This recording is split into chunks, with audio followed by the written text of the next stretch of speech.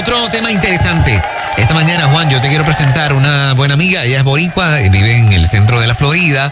Se llama Dali Pérez, facilitadora en consejería, life coach, creadora del único programa a la madrastra cristiana que se llama Mi Familia, Mi Legado. Madrastra ya por 14 años y es tremenda amiga. ¿Cómo estás, Dali? Buen día. Saludos, buenos días. Gracias por tenerme aquí. Un honor poder estar con ustedes y compartir con la audiencia de Navidad. Es difícil ser mamá sustituta. La palabra madrastra a mí no sé, es la correcta. Es como fuerte, pero me choca. Es que hay mujeres que lo hacen tan espectacular, que no son las mamás biológicas, que literalmente son como si fuesen biológicas también. O sea, hacen un trabajo tan espectacular con los hijos que no son de ella, ¿verdad? Porque se casaron y ya él tenía hijos. Y ellas como que literalmente esa adopción fue como si fuesen mamás biológicas. Pero te pregunto, ¿es difícil serlo? 100%. Ok. Es muy difícil. Okay. No solamente por el rol, porque como bien dices, ya ese hombre príncipe azul que vino en ese caballo blanco, tiene también con otras responsabilidades, sino que también hay unas expectativas tan grandes de la sociedad que realmente no se la hacen fácil a la madrastra. Ok. ¿Qué es la parte más difícil? ¿Es la parte de que ese niño engrane contigo? ¿Es mamá, que es la adulta, verdad? La que es adoptiva en el sentido práctico. Detectar la personalidad de ese niño o de esa niña, bajar a su nivel y comenzar a hacer conexiones. ¿Cuál es la parte más difícil en tu experiencia del proceso? Yo te diría que todas las anteriores. Okay. La realidad es una combinación de muchas cosas, pero primero que todo es esa madrastra, lo más que siente es esa soledad. Ella se siente sola porque siente que nadie le entiende, porque siente que tiene que cumplir un rol, ¿no? Bien grande, pero no es aceptada y tiene muchas limitaciones. Así que has dado en muchos puntos. La realidad es que esos niños ciertamente vienen con unos bagajes, vienen con unas pérdidas, vienen con unos traumas, porque ellos tenían su familia ideal, tenían a mamá y a papá y ya no lo tienen. Así que el niño ya viene con unas barreras, ¿no? Y la madrastra viene con unas expectativas muy grandes, porque la realidad es que cuando nos casamos las madrastras, pues lo hacemos con todo el amor del mundo, aceptando a esos niños y teniendo una expectativa de tener una familia feliz. Y la realidad es que muchas madrastras expresan, mira, ¿sabes qué, Dali? Yo me doy con una pared tan grande porque lo que creía que era, no es. Y ahora vamos caminando las madrastras, digamos, a ciegas, porque queríamos entablar una relación y a lo mejor ese niño no quiere y no sabemos por qué. Así que la realidad es que lo más difícil realmente es un conjunto de todas las cosas, pero principalmente lo que he visto en muchas madrastras es que se sienten solas, que no se sienten comprendidas, que se sienten literalmente como unas intrusas dentro de su propia casa. Dali, cuando la relación pues ya se formaliza entre esta pareja y esta mujer realiza, voy a ser la madrastra, y todavía no ha llegado, digamos, la boda, ¿qué es lo primero que debe hacer esa mujer que va a ser la madrastra? O sea, ¿cuál es el primer approach con esos muchachos? ¿Cómo le entra al tema? Lo primero que la madrastra, ¿verdad?, tiene que hacer es entender cuál es su rol, ¿verdad? Nosotros las madrastras no vamos a sustituir para nada a su mamá, porque papá es papá y mamá es mamá. Nosotras venimos a asumir un rol maternal dentro de nuestro hogar. Pero también la madrastra tiene que entender, como mencioné hace unos segundos atrás, de que esos niños tienen unos traumas, tienen unos bagajes, ya vienen con unas situaciones que arrastran, como arrastramos todos nosotros a las relaciones, ¿no? Cuando nosotros entramos en una relación nueva, cuando nos casamos, traemos todos nuestros traumas, nuestras experiencias de la niñez, de la adolescencia. De la misma forma pasa con esos niños. Así que lo primero, yo te diría, Fernán, es que la madrastra tiene que entender que tenemos unos niños que están heridos, que vamos a recibir unos niños que no necesariamente quieren tener una relación con nosotras, a pesar de que nuestra intención es genuina, a pesar de que queremos amarlos porque amamos a nuestros futuros esposos, porque amamos a nuestros esposos, queremos amarlos a ellos, pero no necesariamente ellos quieren ser amados en ese momento. Dali, te pregunto, ¿hasta dónde, por tu experiencia y por la de otras que tú conozcas, se complica la relación con ese príncipe azul que te conquistó, que te enamoró, que tú dijiste, wow, este es el hombre que va a ser para mí, te enamoras?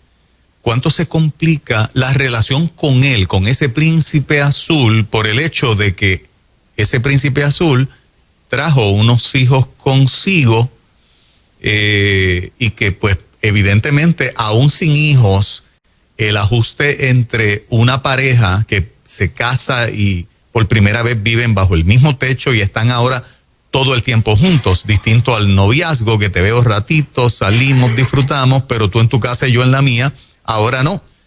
Es un hecho cierto de que estar bajo el mismo techo cambia algunas cosas, ¿no? No necesariamente para mal, pero cambia. Hay unos ajustes que hay que hacer. Pero él trajo unos hijos que no son tuyos y que los trajo. El príncipe azul vino premiado con hijos. ¿Cómo complica esa relación con ese príncipe azul de esa princesa que se casó y que ella no tiene hijos? Lo complica en varios aspectos, porque primero tenemos que ver cómo es ese padre, cuál es la función de ese padre dentro del hogar. Decimos, hay padres que son activos y hay padres que son inactivos. ¿Qué quiere decir esto? Sí. Un padre activo es un padre que pone reglas, un padre activo es un padre que pone límites, que está consciente de que sus hijos quizás vinieron con esos traumas y demás, y que hay ciertas cosas que hay que hacer. Y un padre inactivo, ¿verdad? Diciéndolo de esta expresión, es un padre que por la pena no pone límites, es un padre que por la pena prefiere ser más permisivo, que prefiere regalar más y evita, o vamos a decir, limita a la madrastra a asumir su rol dentro del hogar por esto. Y esto es un motivo principal de pelea dentro del matrimonio, porque la madrastra ciertamente puede ver una perspectiva completamente diferente y objetiva, porque no es la madre biológica. Y si la madrastra ya tiene hijos también de un matrimonio previo, también puede ver la situación de manera diferente. Entonces esto es un conflicto, yo te diría que de los número uno dentro de los matrimonios, porque entonces tenemos que disciplinar. Los niños necesitan orden, los niños necesitan disciplina, pero lamentablemente en muchas ocasiones papá, por la culpa de que no pasa mucho tiempo con el menor, por la culpa de que quizás, digamos, él pudo haber tenido alguna culpa en ese divorcio o no, pues todas estas cosas el papá también las trae a este nuevo matrimonio y evita que ponga límites y reglas. Así que el matrimonio comienza a tener esos choques, esos roces, y olvidamos realmente cuál es el diseño. El diseño dentro de una casa es que el matrimonio es un equipo y luego van los hijos. Y entonces comenzamos a poner prioridad en los niños antes que en el matrimonio. Y la realidad es que el matrimonio se afecta muchísimo. Dali, ese liderato natural que hay en un matrimonio, digamos, de 50-50 en decisiones, ¿verdad? Nunca va a ser posible para la madrastra. O sea, siempre ella o sea, sería sabio, inteligente que ella se mantenga, ¿verdad? Como una segunda y tratar de no intervenir en todo necesariamente. Yo te diría que depende. La realidad es que siempre debe haber un frente común frente a los niños, independientemente estemos de acuerdo o no. Quizás no vamos a estar de acuerdo en algunas reglas, pero lo trabajamos tras bastidores, ¿no? La trabajamos a cámara cerrada. Y frente a ellos debemos siempre tener un frente común. Y la realidad es, Fernán, que si madrastra y papá no trabajan en común, ¿verdad? No tienen esa unión, y si madrastra siempre va a estar a un lado, realmente va a ser muy difícil, va a ser muy cuesta arriba, porque tenemos que recordar que somos una familia y la familia es la base de la sociedad, y lamentablemente la tasa de divorcios está por las nubes. Yo estuve buscando estadísticas y en el 2020 Estados Unidos es el país número 1 con 630,000 divorcios. O sea, tenemos que entender, papá y madrastra, que esto no se trata de tus hijos, mis hijos, los tuyos, los míos, y tú por allá y yo por acá. Se trata de que somos una familia y tenemos que ambos meter la mano, ¿verdad?, en el caldero, como decimos, y hacer ese frente común. Hay muchas parejas, ¿verdad?, muchas familias que viven por años así, que la madrastra pues simplemente no asume su posición, es siempre echada a un lado, pero la realidad es que esa madrastra vive frustrada, vive desesperada, no se siente escuchada, siempre está echada a un lado, y realmente, ¿quién quiere vivir una relación así? ¿Quién quiere estar con una pareja por años así? Así que hay gente que lo hace, sí. Que yo te digo que es la mejor opción, no lo es. Dali, te pregunto, ¿cuántos matrimonios con hijos cometen el error de en el noviazgo, esos dos adultos que ambos tienen hijos o que uno de ellos tiene hijos, no ven lo importante que es ponerse de acuerdo desde el día uno cuando se casen de cómo va a ser la disciplina de esos hijos, cuál es el ámbito de competencia que yo tengo, porque si ella es la mamá y yo soy el que llego sin hijos, yo he escuchado historias de mamás que le dicen al esposo, mis hijos son míos, yo los disciplino, tú no tienes que meterte en esto, etcétera. Y yo cuando escucho esas historias, pienso, caramba, eso era un tema para antes de casarse. Eso era un tema porque ahora la relación está complicada, porque están tirando verjas y límites en la marcha de la relación, cuando para eso fue el tiempo en que ustedes estaban conociendo, saliendo, etcétera. ¿Cuán común es este error de que parejas con hijos no hablaron durante el noviazgo de cómo iba a ser la cosa, y ahora en la marcha es que lo están haciendo, y por eso muchos de ellos pues entonces añaden un segundo divorcio, a veces un tercer divorcio? ¿Cuán común es ese error? Es muy común, porque la realidad es que esto es lo que pasa durante el noviazgo. Salimos, la pasamos bien, nos enfocamos en regalos, nos enfocamos en que te caiga bien mi nueva novia, mi nuevo novio, nos enfocamos en otras cosas y nos olvidamos los adultos, como bien menciona Juan Carlos, de tocar los puntos importantes, cómo vamos a manejar esto. Y es como todo, realmente hemos escuchado millones de veces los psicólogos diciendo, tienes que tocar temas de todo, de finanzas, de sexualidad, tienes que tocar temas de cómo nos vamos a dividir los roles del hogar, incluyendo cómo nos vamos a dividir los roles, ¿verdad? Lo que son los niños, cómo vamos a establecer las reglas, quién va a ser esa figura de autoridad. Y ciertamente al principio, ¿verdad? Cuando la madrastra está comenzando este primer año, este segundo año, nunca se recomienda que ella se imponga como esa figura de autoridad. La figura de autoridad tiene que ser papá. Pero hay una diferencia muy grande cuando nosotros hablamos previamente, tras bastidores, estas van a ser las reglas, así es que lo vamos a hacer, cómo tú piensas, cómo te gusta disciplinar, cuáles son las consecuencias que tú establecen, porque sabes que en algún momento, Juan Carlos y Fernán, madrastra va a estar sola con esos niños y tiene que implementar reglas, tiene que implementar quizás consecuencias, pero tiene que ser las que ya estén establecidas, y es muy diferente cuando madrastra implementa o se impone a que, bueno, estas reglas se establecieron, papá estableció estas reglas, esto es lo que hay que seguir. Entonces es demasiado fundamental que si estás en ese proceso, ¿no?, que estás conociendo a una persona, que te vas a casar con una persona con hijos, tienes que tocar este tema. Y la realidad es que si de entrada, ¿verdad?, esta persona te dice, ya sea mamá o papá, mis hijos son míos y yo los disciplino, yo tengo que decirte que eso es una banderita roja. ¿Por qué? Porque aún no te has casado y ya te están quitando autoridad dentro de tu propia casa, y eso es un peligro muy grande.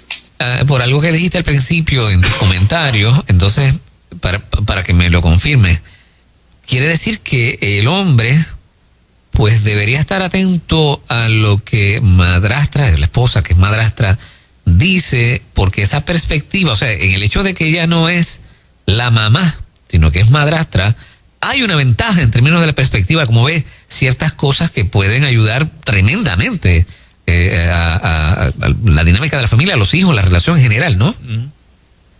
Claro, porque como te mencioné, la madrastra tiene una perspectiva y puede ser objetiva.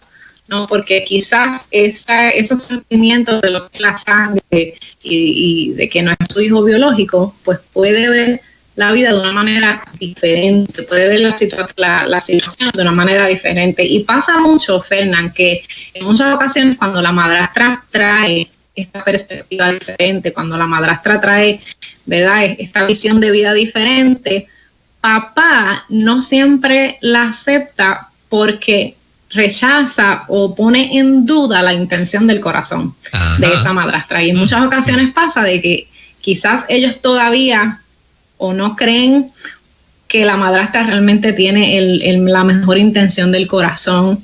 Quizás a veces sienten que la madrastra lo que quiere es separarlos de sus hijos. A veces sienten que la madrastra lo que quiere es imponerse entre medio de ellos dos, y no es así.